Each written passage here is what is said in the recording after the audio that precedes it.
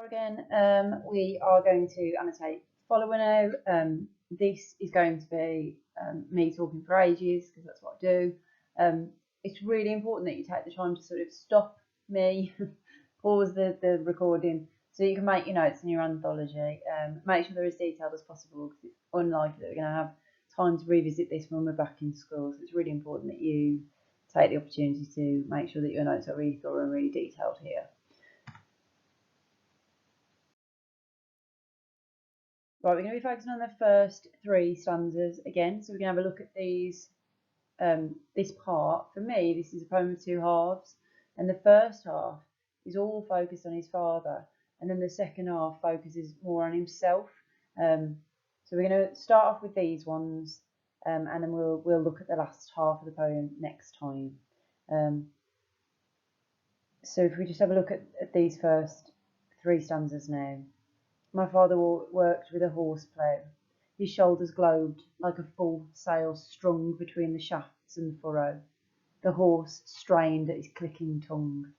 An expert. He would set the wing and fit the bright steel-pointed sock. The sod rolled over without breaking. At the headrig, with a single pluck of reins, the sweating team turned round and back into the land. His eye narrowed and angled at the ground, mapping the furrow exactly.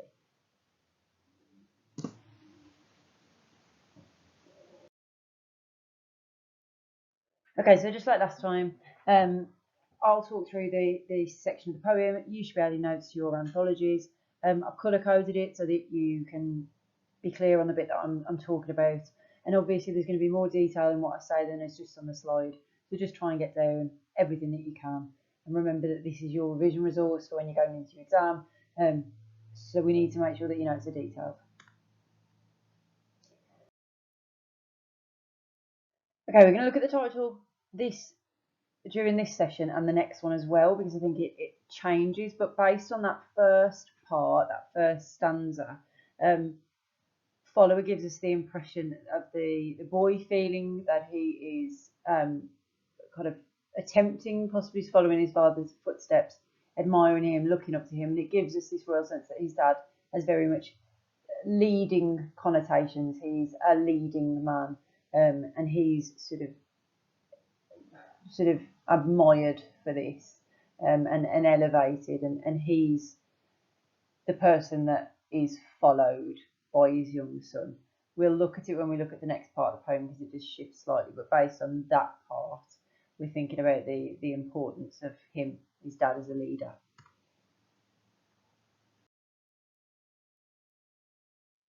Okay, so stanza one. My father worked with a horse plough. First word, possessive pronoun, my father. In that, there's a sense potentially of admiration. That was my dad who did those things. My dad has this skill. So we've got that sort of possessive sense of ownership from that pronoun, my. It's in the past tense. So we realise that we're looking at something that happened some time ago. That's particularly emphasised in the second half of the poem. But that this is a memory that he's reflecting on about his father. The horse plough is reminding us of his background, the family's background as farmers, and there's a sense of sort of admiration, even in that first line, for the fact that he was able to do this task that is difficult. His shoulders globed like a full sail strung.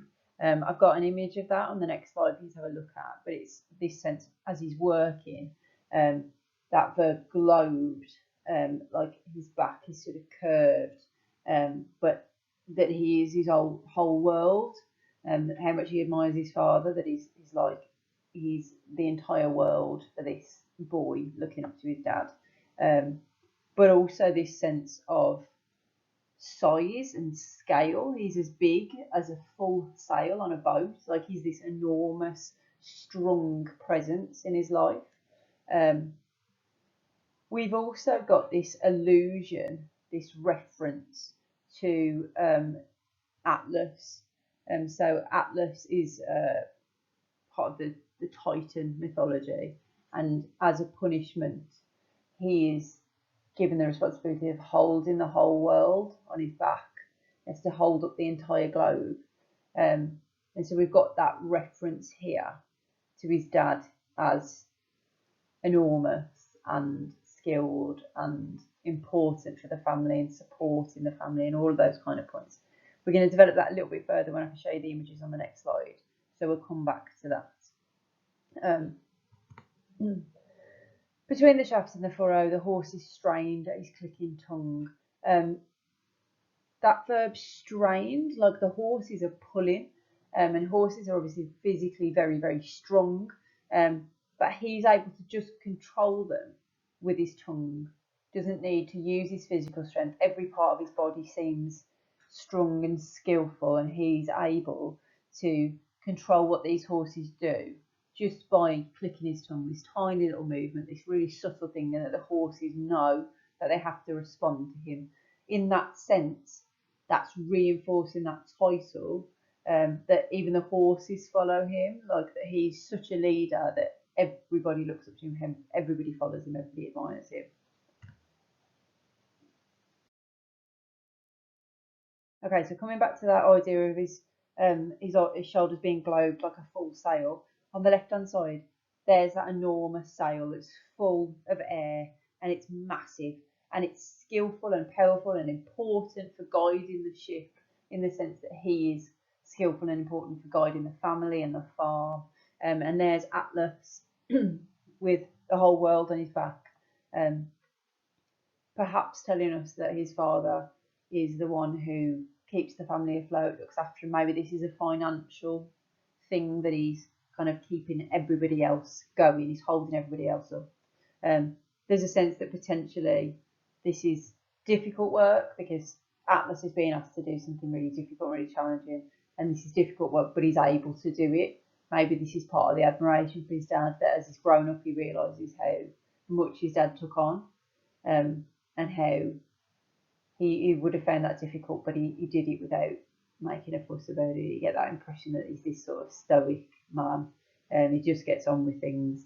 And there's a lot of admiration from Heaney for his father for this.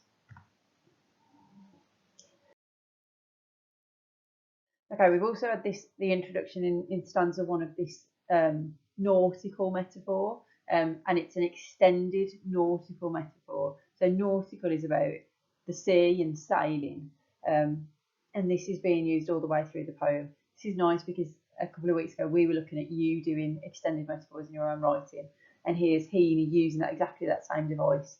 So he's comparing the act of farming to this sort of nautical, natural, sea-based things. It makes it seem really skillful.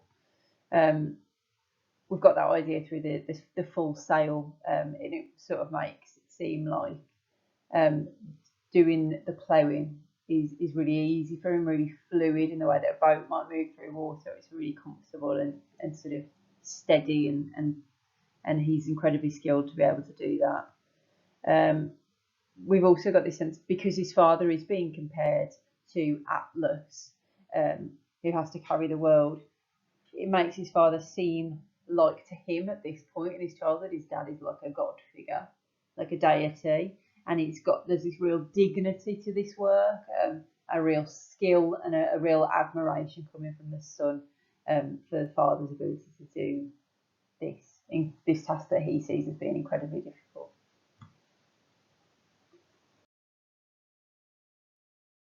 Okay, second stanza then. So that opening of the second stanza, an expert, that is presented as a fact. So there's no sense that is an opinion. That's just absolutely factual. When it came to farming, his dad was the absolute expert. We've got a séjour. Remember that pause in the line. That's with the full stop is stopping that. So we're going to, as a reader, we've got to spend a little bit longer on that short sort of clause. It almost is a reflection, a moment that he takes to reflect on the things he's told us in that first stanza, and that's the kind of the summing up of it. He was an expert at farming, absolute expert. And then we've got those technical terms, wing and bright steel pointed sock.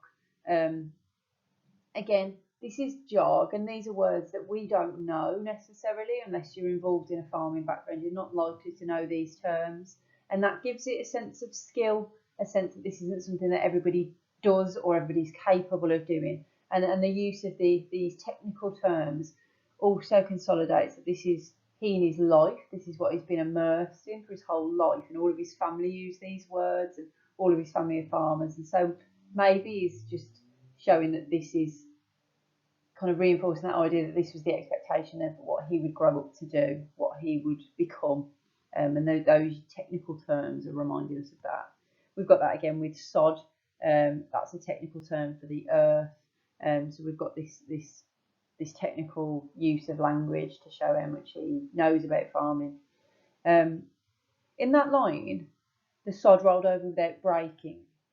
I don't know if that's difficult, but the way that we're told it gives a suggestion that it is and reinforces that idea that he's incredibly skillful to be able to do that. I don't know if I could do it. I probably could, let's be honest. But in this sense, he's talking about his dad being incredibly skillful, not just me. The head rig. So the head rig is the top of the field. There's like a section of the field that isn't being ploughed, and then the horse goes up to that section and it gives them a little bit of space to turn around and then come back into the field. I think at points in this poem, the structure of it is designed to represent this kind of sections that are being ploughed, like a line, and that little bit where they can come back in is reflected through the enjambed use of the lines here. This enjambment that helps to make that poem sort of connected to the next line in the way that the furrows that the plough are making are kind of parallel and connected to each other. So the single pluck, that's going to be enjambed into the next stanza. It makes it seem like he's doing it really quickly. It's very efficient. It's very perfect. If we look at the length of those lines, very, very similar, very ordered, very kind of measured and careful in trying to kind of replicate the skill and the precision of the ploughed field. Here we've got, just as we've got in the last stanza, that he could control the straining horses with the click of his tongue. Here he's able to do it with a single pluck. One quick sort of pluck on the reins, and they're going to comply because he is the leader and they are the followers, and everybody follows his dad, and makes him seem incredibly skilled all the way through. Like I say, it's totally expected as a reader that we don't know how hard this is or how skillful this is, and we're just going to take in his word that he's incredibly skilled because it's not a world that most of us belong to or are familiar with.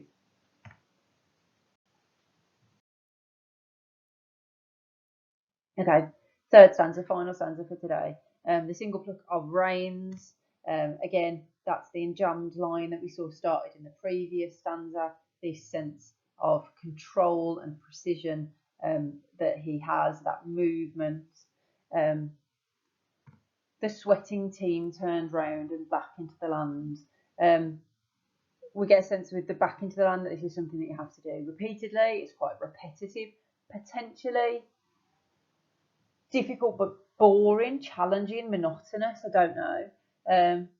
I think it's interesting that it's described that he has a team of people, but it's very clear that he's the one that's controlling it. They are following him, so the son's following him, the horses are following him, the team are following him. And then I think there's an interesting contrast between when we see his dad doing things, it's these simple little movements, clicking the tongue, the pluck of the reins, and yet here we've got a team who are sweating. This adjective, sweating, this is hard work. Like the ordinary people, even the people who do this every day, for whom this is their absolute job and has been for a long time, they're finding this difficult, they're sweating, this is hard work. But we do not get a sense of his father feeling or behaving in that way. His dad doesn't seem to be sweating. This is easy for him because he's the expert, and he doesn't break a sweat at all. He's just able to do this. Maybe emphasising his skill, maybe emphasising his physical strength. We don't know, but there's definite sense that he is able to do this more easily than anybody else. I think this enjambed line here is one of my favourites. Turned around and back into the land, and the sentence cuts through that, and we get that sense of the movement that they make through that line. That use of enjambment there really emphasises the physical movement of the people ploughing the field. And then this last section, his eye narrowed and angled at the ground, mapping the furrow. Exactly. Again, this is about emphasising that skill. There's a sense with angled, I think narrowed and angled, those verbs, and mapping of real precision and real sort of a real skill that he's able to just see these things that other people might need to make measurements or something like that. But his dad can just see it. He's just able to do it. And that's also emphasised through the adverb exactly. This real sense that he is an incredibly precise, incredibly skilled, incredibly physically strong leading man. Massive sense of admiration all the way through this first half of the poem. A real sense of what enormous footsteps, what enormous shoes to step into. If we know, bearing in mind the context that this is the expectation that he'll grow up to do as his father's done, must be so difficult, because we can see that his dad is exceptionally skilled at these things, even in comparison to other people who do the same job. He is extra skillful.